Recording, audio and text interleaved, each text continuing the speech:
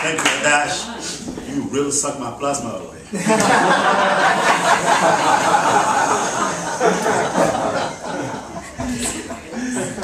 That was very nice. Thank you. Curtis, you next. And Adam, get ready for the next act. And after Adam, that will be Emmanuel. Thank you. Hello, everyone. Hey, Curtis. Guess I have to bring it. I'm going to read just two pieces, one from each of, one from Pulling Scabs and one from Tough Boy Sonatas. These are my books, and they're being sold out in the lobby, so please buy them. The proceeds go to keeping the lights on here. And let me see, I think I'm going to just start with Nomenclature for Jamming. And this is kind of a poem that kind of addresses some history in the aspect of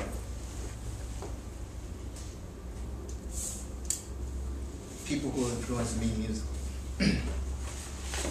Nomenclature for Jamming. It's how Muddy puts it down, how he moans till the woman opens her legs, how it gets muddled and frets, how he works it out. Why Jimmy and Janice's throats burn, lips curl, that lovely outside box of morality, gritting teeth to a migraine, and no doctor got cure.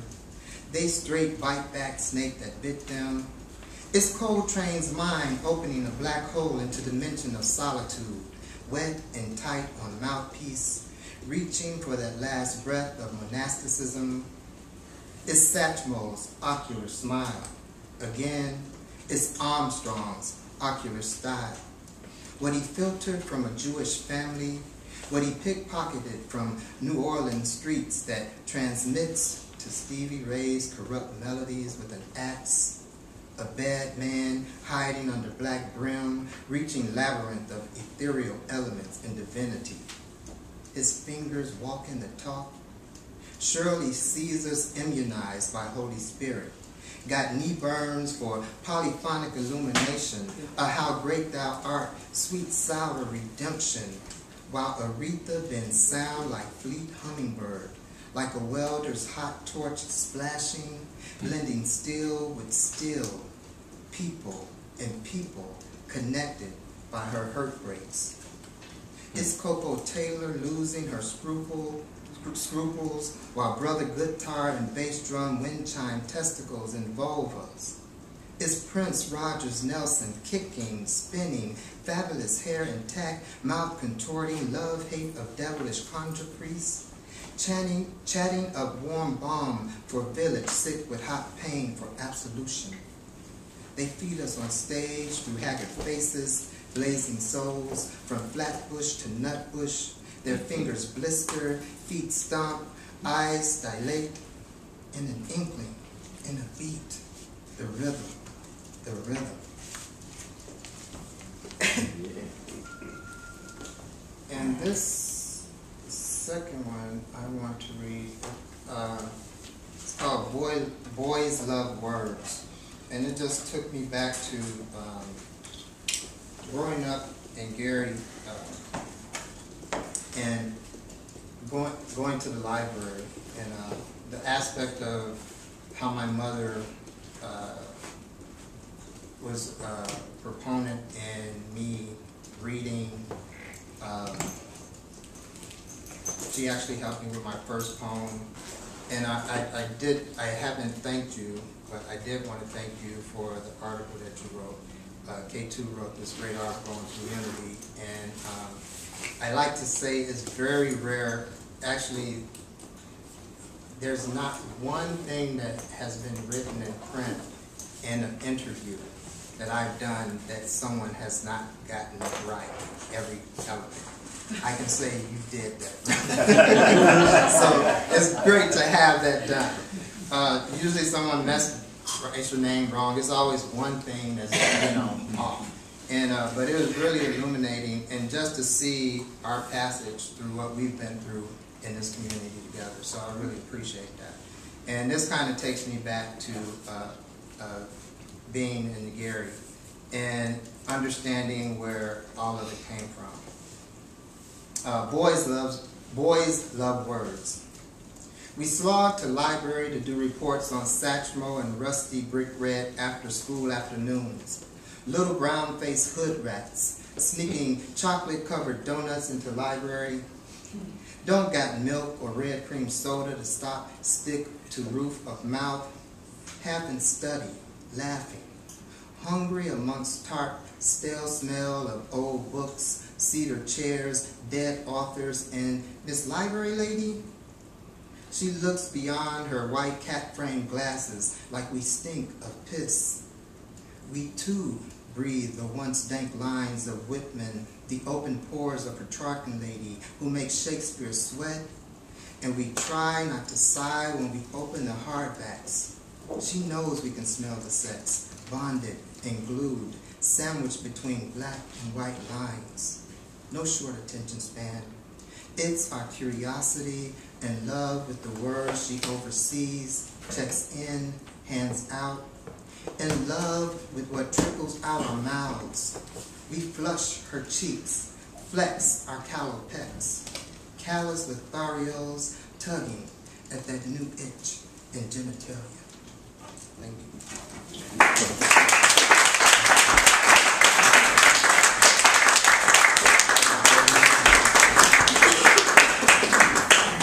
Thank you, Curtis. Adam, you next, and then after Adam, Emmanuel.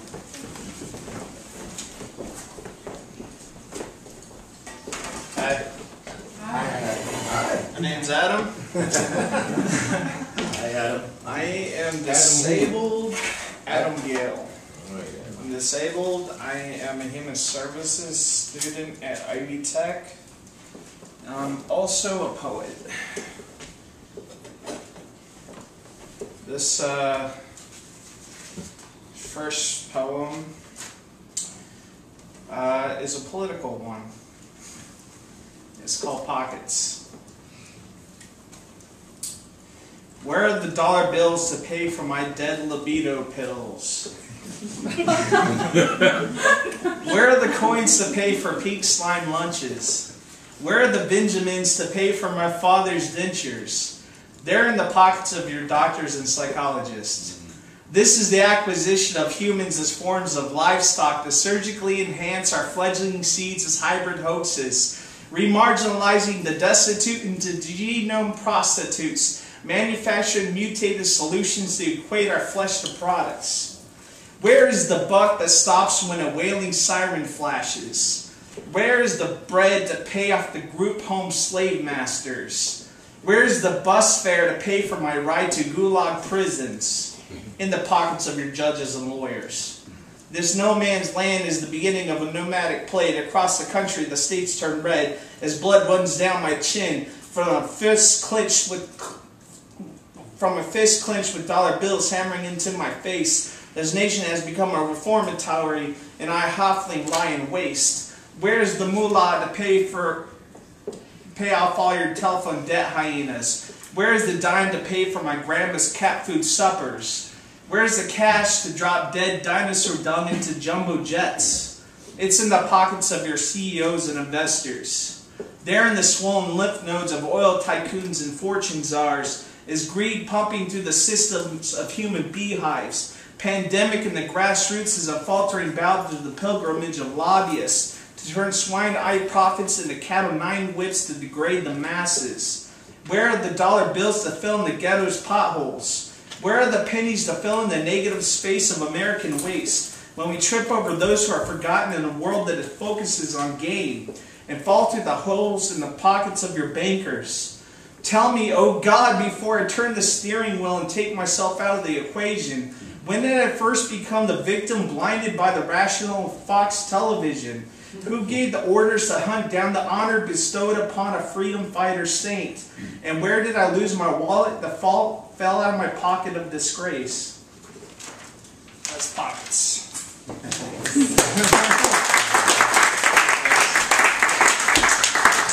Stumbled a bit, but it's good. This one is a religious poem, and it's called Are You Certain? I can't find God in a city of 1,000 churches. A man once told me, swing a dead cat in any direction and you'll hit one. Yet for all of the searching I have done, I have discovered one thing. Church is not a building. It is not a group of like-minded people. Church is something you carry around with you. It's a fanny pack hidden with trinkets, gems, and trash, in which I have been collecting bits and pieces of information, gathered over 30 years of tripping over my own feet, to find answers to questions. Questions that are never satisfied or sated by the words of anyone I meet. I pray every night, but sometimes I feel like my church is just me. My assembly, my dog, bed, and dresser, my choir, a rusty broken stereo pumping hipster music. I find myself in this chapel, this tiny city apartment, and I think, wow, am I the only one on this planet who truly speaks to God? Because whenever I hear pastors preach, I swear they don't. I feel like every steeple and bell is vying for my attention. But in this city of division, of quick drive-by salvation, I find nothing but endless tracts littering the streets proclaiming various versions of the truth. Whose truth is it, I wonder? Everyone has their own belief of what they think is true and false. We all live in tiny encapsulated worlds, our entire being wholly separated from the other worlds that lurk inside the skulls of all the other people passing by. There's a world inside of this skull that's not so sure what is real. Tell me, please, somebody tell me the truth. I thought I was saved, and even now I know that I am, but what of these rules? Law now made into absolution. Now one law to follow. Believe in the resurrection. Sure. Yes, I do. But then why do you cut me down when I laugh at a joke? Watch a certain TV show.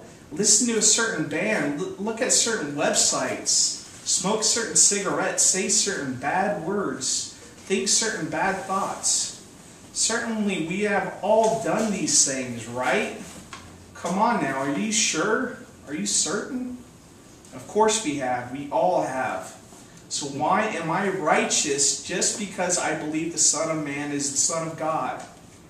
Why does that make me better than you, Mr. Atheist, Mr. Muslim, Mr. Jew? Well, in the world inside this skull, it doesn't. I am forgiven. This I believe. I am saved. This I too believe. So why does it make me so incredibly angry when I hear the preacher scream, "Sinner!" Tired of all of us.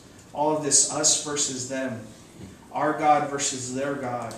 Us versus the world. How can we be against the world if we are of the world? And how can we be against what God created? How can we be against ourselves? How can God love us, yet we defile, reject, torment, hate, and vilify ourselves? This to me is not the truth. God is love. God loves us. But why must we not love ourselves? We hate ourselves. We fear others, but in the end, all I'm left with are more questions. My brain is fried. I can't even get into the fact that everyone who is hearing this is probably pissed off at this point. But the truth is I don't give half a donkey scrotum. In fact, I don't give the whole scrotum. Oops. Can't say scrotum now. It's a bad word. I guess in the end I'm left as dumbfounded as anyone else. We seem to be so sure of ourselves. I want to be closer to God. I'm just afraid to buy a pair of Nikes and drink the Kool-Aid. And is that so unreasonable? That's very certain.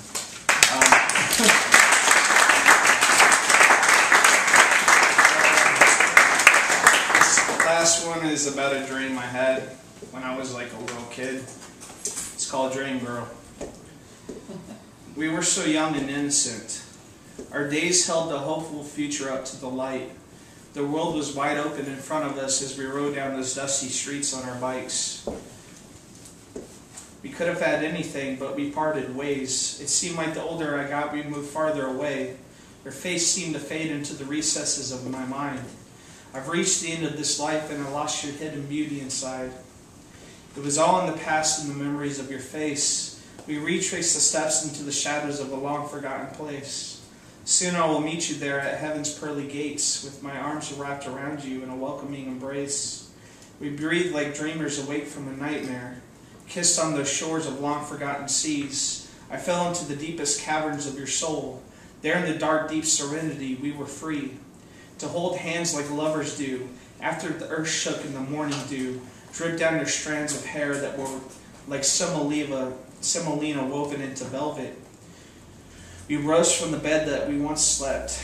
I felt the impact of the loss as we both wept, when we both realized that you and I were figments of each other's imagination.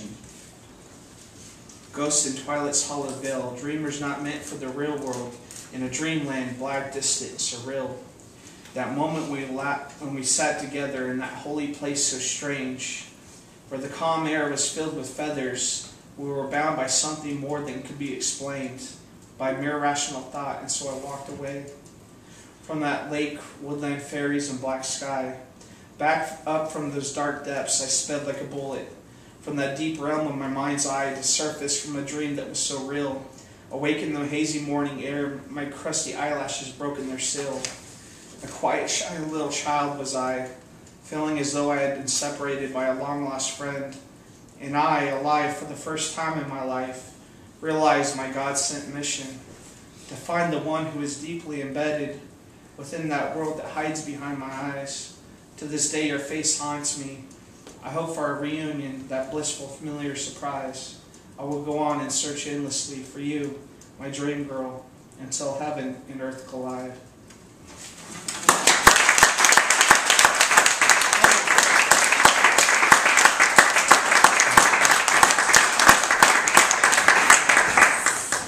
Thank you, Adam. The next act will be Emmanuel. And remember, we'll be back here September 27th to say a wonderful farewell to this young man coming up here. And then we have time for one more after Emmanuel. Okay. And you still have your survey on your chair? Yeah. So don't use the excuse that you do not have a pen to fill it out. We have plenty of pen and pencil outside. I can provide you one if you need one.